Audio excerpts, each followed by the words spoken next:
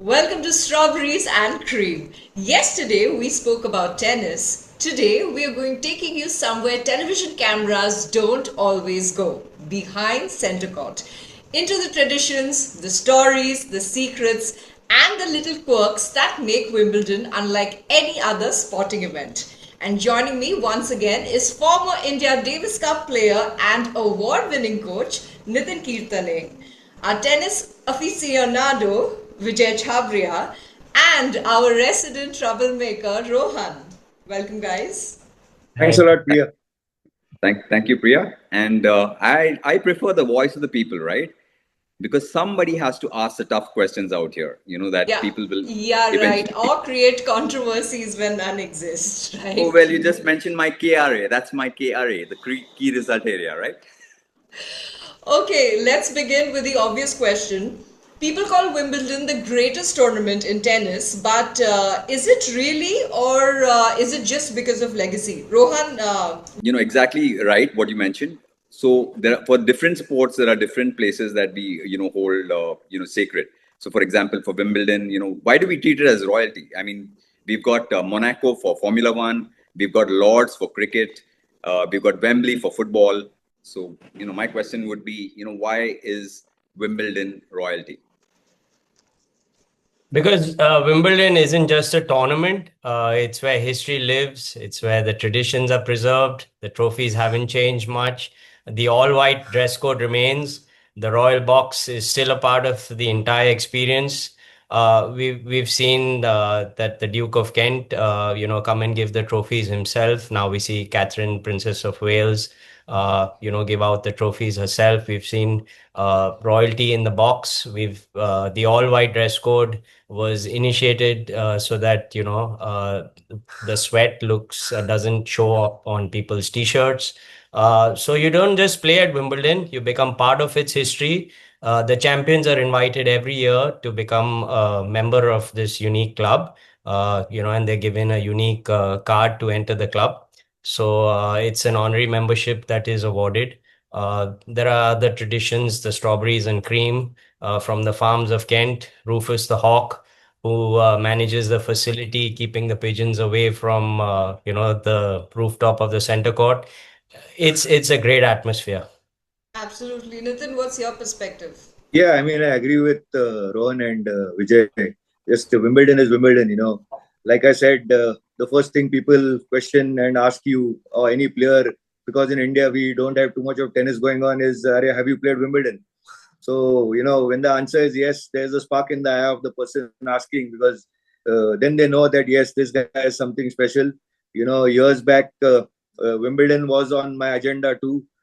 Had the honor of playing it for 2 years. So, just like, both Vijay and Rohan made the tradition, the all-white tradition, the royalty, the aura of Wimbledon is such, people are looking forward to this event. All over the world, people come for this event. People are camping whole night in the queue just to get a day pass into Wimbledon. So, this is what is Wimbledon, the best 2 weeks of anybody's sporting life. So basically, Nitten, what you're saying is that it's the Oxford University of tennis. Very true, But actually, that's not a bad analysis. Thanks, Priya. Okay, then time for our first Did You Know snippet. There's something interesting. Around 55,000 tennis balls are used during Wimbledon every year, and they are replaced every 7 games. Did you know about that, Rohan? 7 games. I use one tennis ball for almost 6 months. Nitten? That's why, Rohan, sorry to say, but you're not there at Wimbledon. No, but, amazing. It's not your game, it's the balls. Imagine changing cricket balls every couple of overs. That's how precise Wimbledon is. Okay. Let's talk about the most famous lawn in sport. Wimbledon's grass is cut every single day to exactly 8 millimeters. Wow, do they actually measure that? I had no clue. Vijay? Absolutely. It's a master class in horticultural engineering. preparations start for the next year immediately the day after a tournament ends for the following year. Basically, there are two components to this. There's 100% ryegrass that they're using to keep the turf firm, so that the players get an even bounce, and there is some consistency in play. The bottom soil is injected with various chemicals to ensure that when players play, they have a good amount of footing.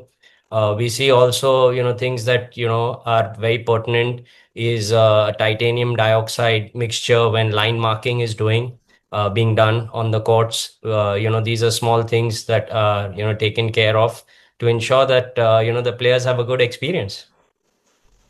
Very interesting, Vijay. Thanks for that. My next question is for Nitten.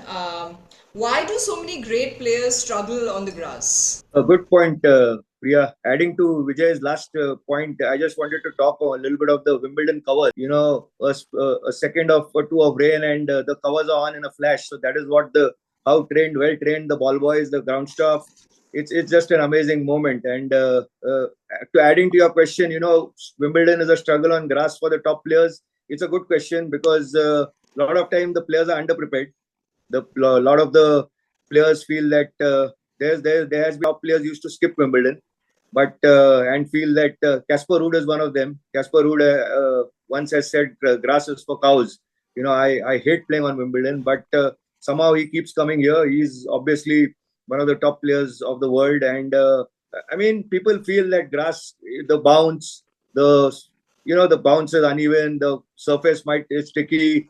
There's a possibility of an injury. You might slip on the grass. Okay, so somewhere the grass does reward courage. Very true. Very true. Grass rewards courage, and it's Wimbledon, so you have to be there. And the players have realized that. Yesterday we had Rafa Zodar play a great match against Karina Busta. Zodar, normally a clay courter, a hard courter. He's come on the Wimbledon grass, although not playing too many warm-up events, but he played a great match, went into third round. We had Swiatek win a good match. We had Anisimova winning a good match. So, it's Wimbledon. So you have to be there. You cannot miss it. It's the best 2 weeks. It's the biggest Grand Slam. It's the most well-known Grand Slam. And, it's everybody's favorite. So you have to be there. Absolutely. Vijay, we would like to hear your perspective on this question. Like, why do so many great players struggle on grass? So firstly, grass is the shortest season of the year. Not too many people get, the opportunity to play on grass in, the geographies that they live. Even if they get to play on grass courts as well engineered as this, no way. So, you're not going to get ever a like for like kind of even practice on this sort of, surface. Plus, the grass court also helps the volleys. We see that today's game has become more baseline grinding kind of tennis. So, we see a lot of good doubles players do very well in Wimbledon, in singles as well. And they often come up and, pull up some surprises there. So it's unpredictable. It's an unknown sometimes for some. And even the preparation season is pretty short, once the French Open ends. So one has to stay vigilant, and that's why we also see that the top players, they feel their way into the tournament in the first week, and then when it's in the second week, they're well attuned to all the conditions, and they up their game, and that's when the real fun starts. Right. Okay, time now to bust some Wimbledon myths. Vijay, is this true that only rich people get Wimbledon tickets? No way, that's absolutely false. Wimbledon has this fantastic tradition. It's one of the few sporting events that you actually have something called a queue where you can actually queue up and buy tickets, for the grounds and the show courts, even on the same day. We see people camping at Wimbledon Park the previous night from the late evening, and then, some of them come up, the early morning. And this year, to make that experience even more enriching and, satisfying for people waiting in the queue, they're given queue cards actually to, so that even if they go for toilet breaks, etc., they maintain their, line, their number in the queue. So, it's become sort of a social event also for people to be seen at Wimbledon. And it adds to the charisma of the place. They have something called the Hill, where they have big screens and they show, court number one in the center court. So it all adds to, the entire experience. Right. Vijay, Okay, camping next for myth tickets. is for Nitten. Do players own Wimbledon trophies? Like the famous players, do they own Wimbledon It's a good trophies? point. Just adding to Vijay's earlier theory, the very good point he made. The hill was a very famous spot, and I think if you all remember, it used to be called Hinman Hill. Then it became Murray Hill, and now they were hoping to get a new kid of the block. So let's hope a new block kid comes and shines at Wimbledon for the British crowd and the British players. I mean, yes, your point. Coming to your point, I mean, people don't own the trophy. We after the winner, his name is engraved on the trophy, and he gets a small replica of the trophy. So I remember. I'm sure in the next edition, I'm going to show my watch. I'm going to show off my watch to you all. It's the Wimbledon watch which we got for reaching the finals. Very epic. I mean, I'm happy. Sometimes I lost because the winner just got a sort of a cup, and I got actually a Wimbledon clock. So it's in one of my showcase pieces. So I'm very happy, and it's a tradition. I mean, the replica is going to stay in your trophy case in the front for sure. Wow, we would love to see that. Definitely. Rohan, do you have anything to add on to this? And the only thing I can say is that it's going to be a replica. Then maybe I'll just go to China and get something for myself. Nitin's already got the clock and he's got the T-shirt, and I can get something for myself too. Right, Nitin? All right, Yeah, I mean, let's go behind the scenes now. Here's what TV rarely shows. Fact number one: ball kids train for months before the tournament. Did you know that, Rohan? I think that's crazy. Training for months doesn't make any sense at all. Yeah, it's not just picking up the balls. It's like rolling them, running in formation, communicating silently. It's like, it's like all choreographed perfectly. Just to pick up Yeah. balls. That's crazy. Just to pick up balls, huh? in Okay, fact, then fact number two, yeah. Nearly 190,000 portions of strawberries and cream are served every tournament. You guys knew that? very true, Priya. There's actually a farm in England which outsources and they supply Wimbledon in bulk. In fact, a few years back, I saw this on TV. They showed the interview and they show how thorough and the process of making strawberries is so good and fine that you just want to go there to Wimbledon and enjoy the strawberries and cream. Yeah, Vijay, do you have any interesting thing to add to that? Yeah, they're sourced from the fields in Kent. And basically that's made this really an iconic sort of experience for people to come to consume over 50,000 kilos. It's insane, the amount of strawberries and cream.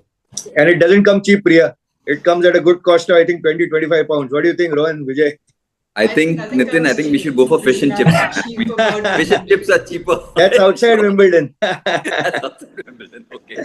That's the second favorite of the British. Wimbledon. That's a good point. Yeah, okay. Fact number three.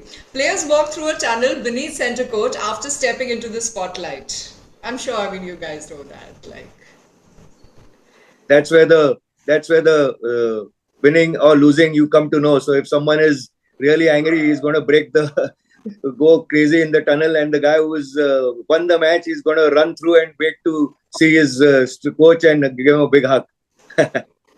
absolutely. Okay, fact number four. The flowers around Wimbledon are replaced continuously to keep the grounds looking immaculate. I'm sure, Vijay, you have something to add on to Yeah, that. absolutely. The horticulture is amazing, and obviously to keep everything, there are chemicals again injected to ensure that the color of the flowers and everything is well maintained and its freshness. Obviously green and purple are the traditional colors of Wimbledon, so everything has to tie in with that kind of ambience. It's one of the tournaments where you have the least amount of advertising boards and signages, so they have to be replaced by these flowers and things like that, and green and purple, largely green, that make this very impressive look for people. Okay, now fact number five. The tournament operates almost like a small city for 2 weeks. I bet, Rohan, you knew that. I really didn't know that. I have no clue about that at all. Okay, now time for a tricky question.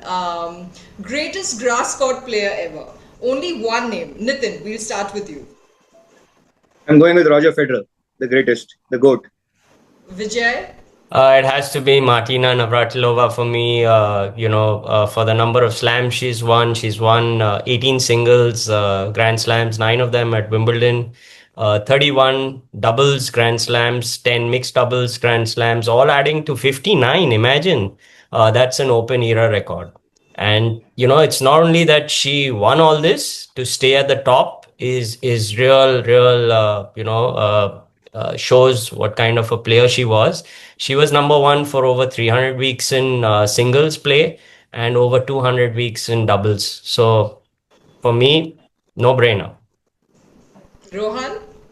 Well, I'll go with the one and only Novak Djokovic. He's got 6 Wimbledon slams. He's currently playing, and I think he's going to catch up with Roger Federer for number 7. Novak Djokovic for me. No, Rohan, Yes. it's 7 Yes. and 8. Oh, 7 and 8. So sorry. Yeah. So my bad. 7, 7. So yeah, I'm in the same boat as you. We want Novak to go for 8 and go for 25. I hope it happens this year. You never know. Yeah, I think this is the year we're going to watch him lift that cup. Fingers crossed. Yes. Fingers crossed. Well, for this question, I'm not going to pick. I'm not picking. I enjoy having friends, so I'm just going to listen to you. Yeah, you have to take a pick. I think you got 3 names. Come on. No. Give it a shot. I enjoy having friends, so I just want to keep hearing you guys say. Who's your all-time favorite, Priya? It has to be Djokovic. Yeah. Oh, there you go. For that, I agree with Rohan. So Vijay, 3 versus 1, man. Yeah, that's good. Everyone loves Oh. Djokovic. And here All is right my then, tennis ball. We rapid love a fire tennis time, ball. guys. Oldest Grand Slam, Vijay. Wimbledon, of course, no doubt. 1877. Absolutely. Rohan, dress code. All white. Always all white. Okay, number of tennis balls used, Nitten. I think 155,000. How did you come up with that number, Nitten? It's a crazy number, but I think it's a fact. Okay. Okay, most important Wimbledon food, Rohan. Fish and chips? No. Strawberries and cream? I don't know. You tell me. Okay then, so that's what makes Wimbledon special. Yes, there are incredible matches, but there are also traditions that have survived for generations. Groundkeepers who prepare the court for months, and ball kids who train like athletes, fans queue overnight, and stories waiting behind every corner of the England club. For next episode, we will bring you more match analysis, more fascinating Wimbledon trivia, and another round of spirited debates, assuming Rohan doesn't derail the conversation. Rohan is showing us the official Stranger ball. Rohan, go for it. Go for it. Okay, where's my racket? Somebody pass me my racket. I'm going to serve an ace at 210. What's the maximum speed, Nitten? You would know. You can hit 220, 220 plus. Go for it. 220 plus. Okay. You're playing Wimbledon next year then. Nitten. You're at Wimbledon next year. There you go. Thank you. Okay, on that note, that's a wrap. That's all for this episode. For BI Sports, Nitten Kirrtane, Vijay Chhabria, and Rohan, this is Priya signing off. We'll see you soon. Thank you guys. Bye-bye.